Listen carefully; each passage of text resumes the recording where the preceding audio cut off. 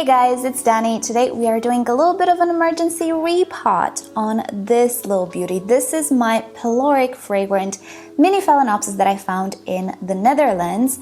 And if you remember, when I repotted it, because I did repot it on camera, I added in the substrate a sort of an insecticide with fertilizer. And I thought, well, that's a little sketch because I personally like to control the amount of fertilizer that I provide, because some fertilizers, and especially sticks, in my experience, they can cause some root damage. And yeah, I'm a little worried about this orchid because, as you can see, I'll give you a close-up, most of the leaves have wrinkles. This orchid is getting dehydrated even though I water it. So there's only one explanation.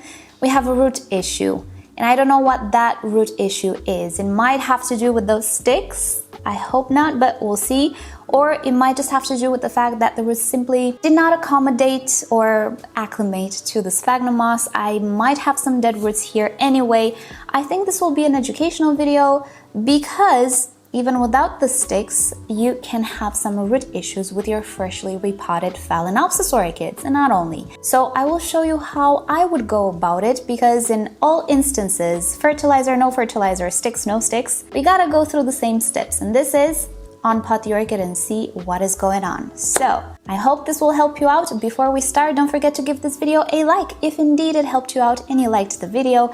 And why not subscribe? It is free and I post multiple times a week. But if you're feeling extra and you can, consider further supporting the channel by becoming a member using the affiliate links down below, checking out the merch, or using the super thanks option down below my videos. Righty. With that said, let's get to work. I need my tray, I need some gloves. Where are they? Somewhere. I always wear gloves when I repot. You don't necessarily have to, but I have the most horrible of skins.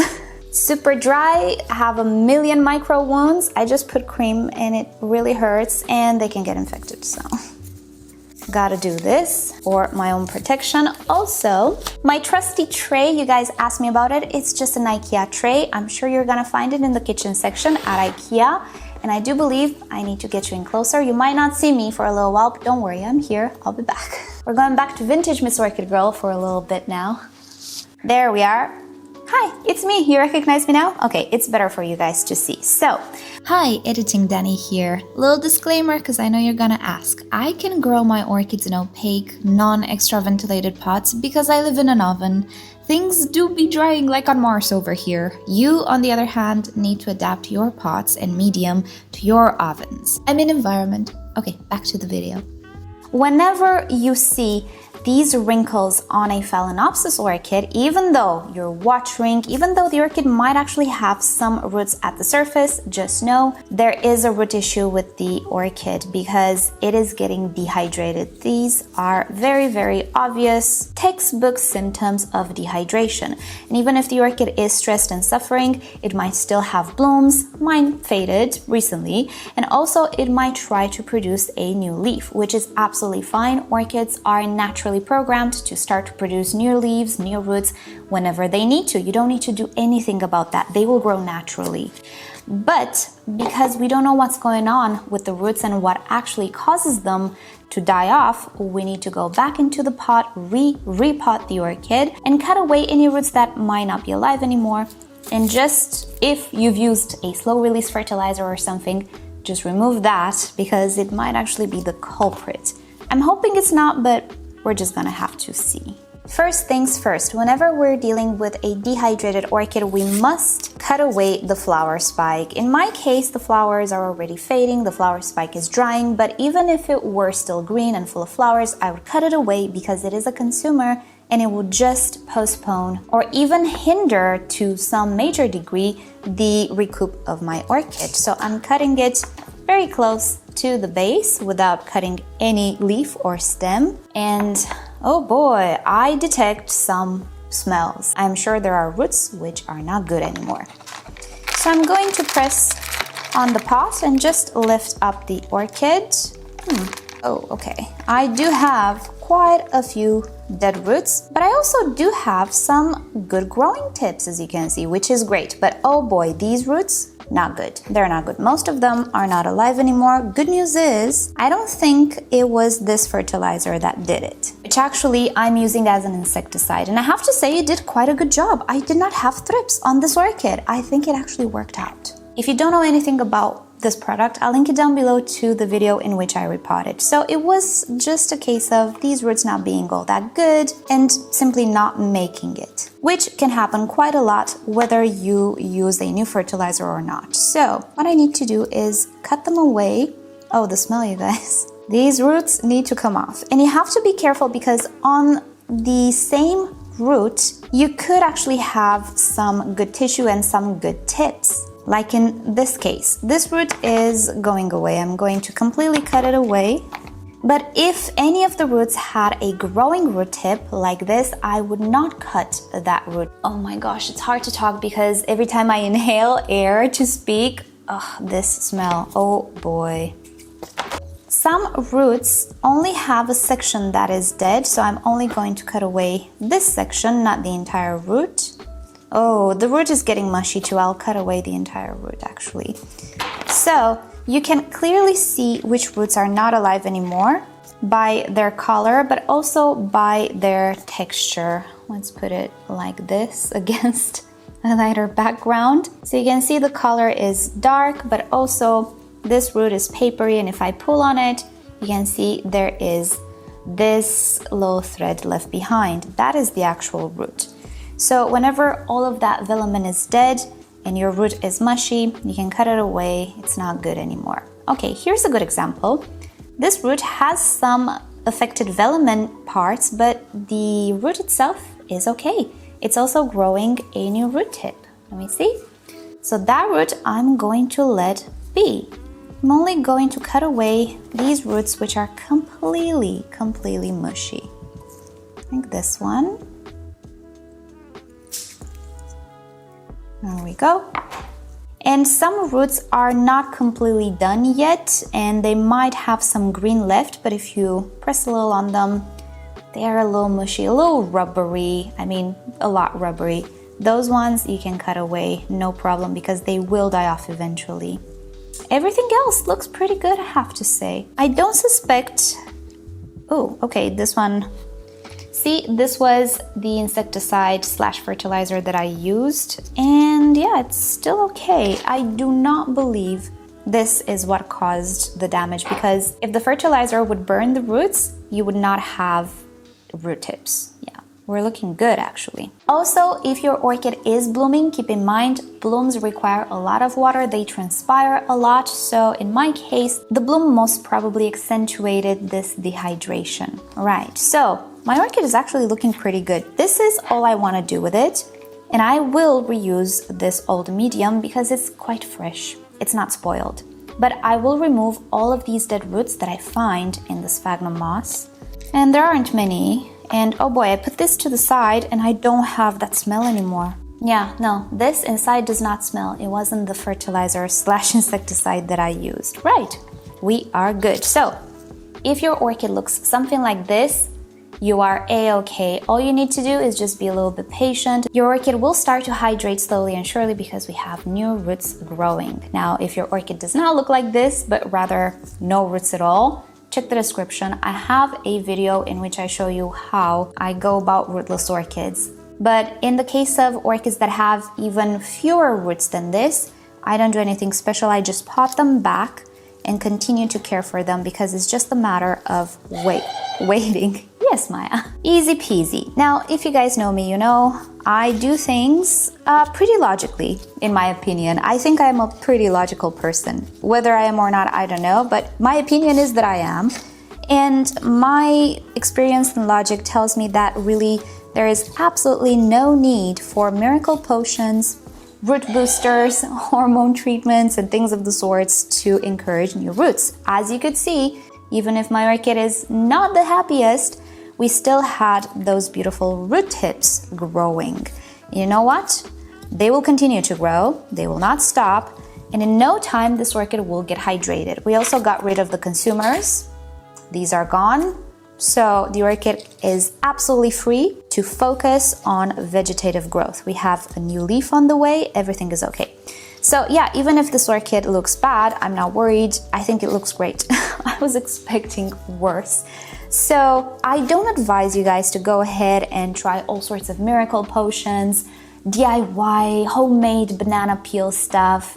If you were my friend and you would ask me, hey Danny, should I use this? I would tell you, no, do not use this. They're just placebos at best and damaging, literally damaging in worst case scenarios. So what I think you should do is assess the state of your orchid. If your orchid looks like this, great.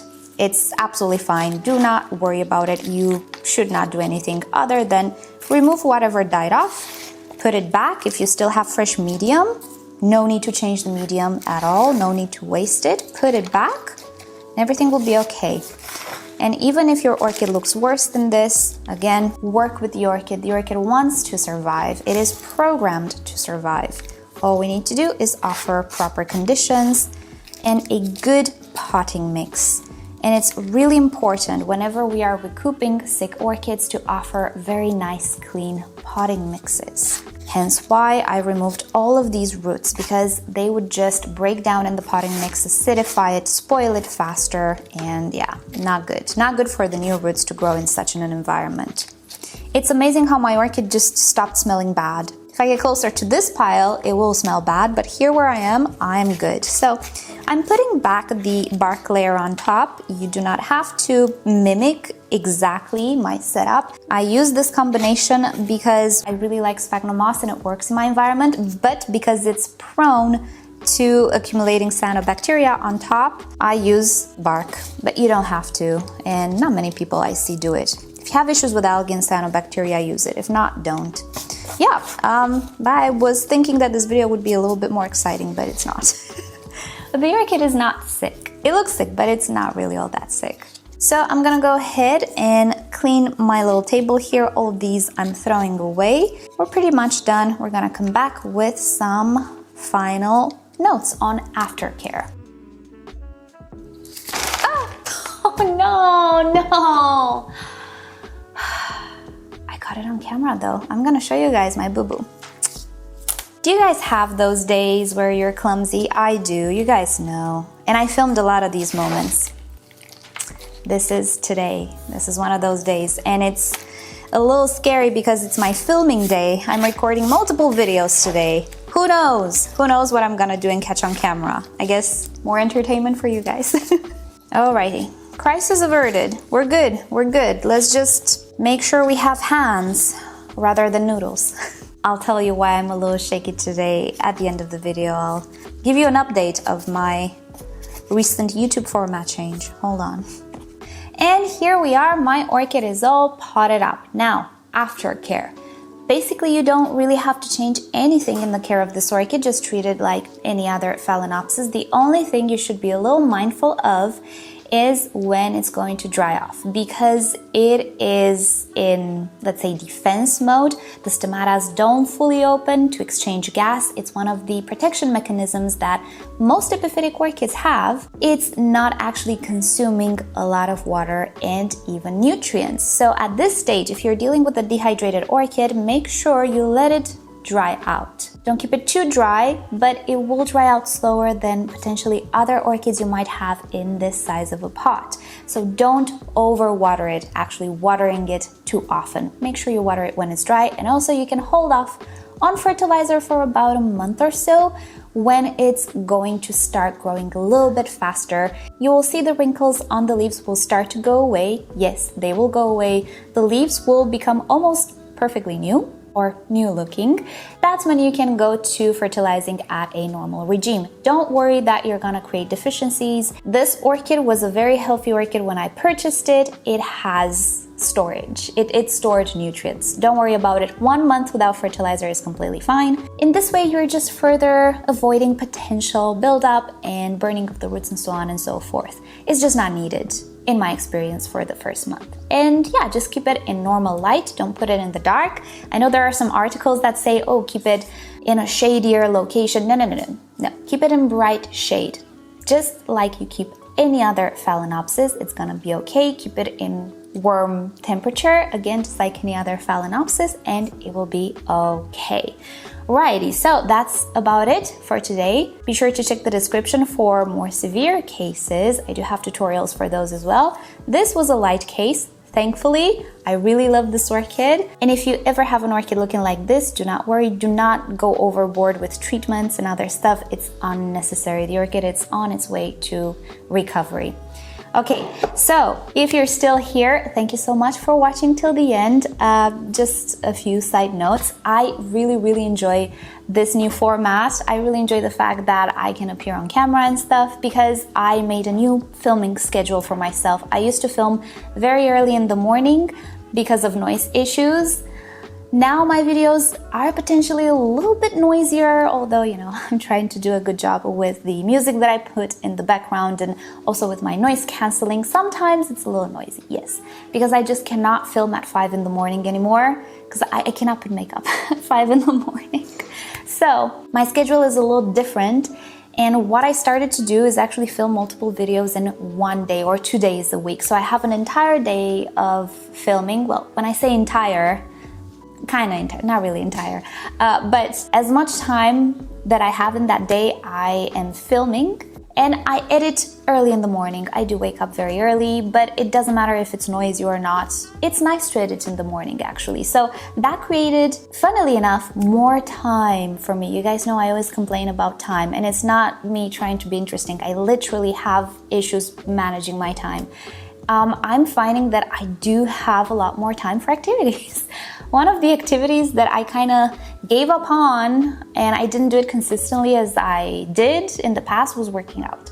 And yeah, that showed. I wasn't feeling good with myself not working out, but I just didn't have time. Now I have time again to start lifting weights, which is what I like.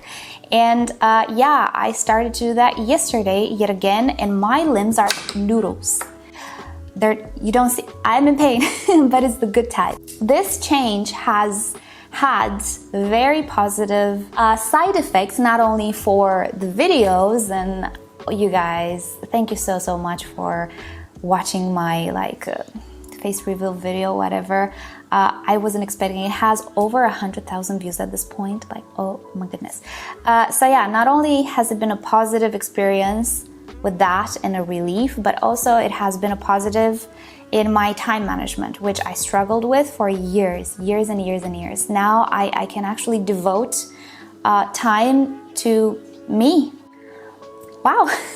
I wasn't able to because my schedule was chaotic and all over the place, and I don't know why I wasn't good with time management. But now, because I have these days where I only film, suddenly I have time for stuff. Yay! So yeah, I'm really happy I took the decision. I hope you guys enjoyed the new format too. Right, so with that said, thank you guys so much for watching. Thank you for listening to me ramble on, and I hope this video will help you out. Right, so that said, I hope you'll have a great day, and I'll see y'all next time. Bye! Oh, my triceps is killing me!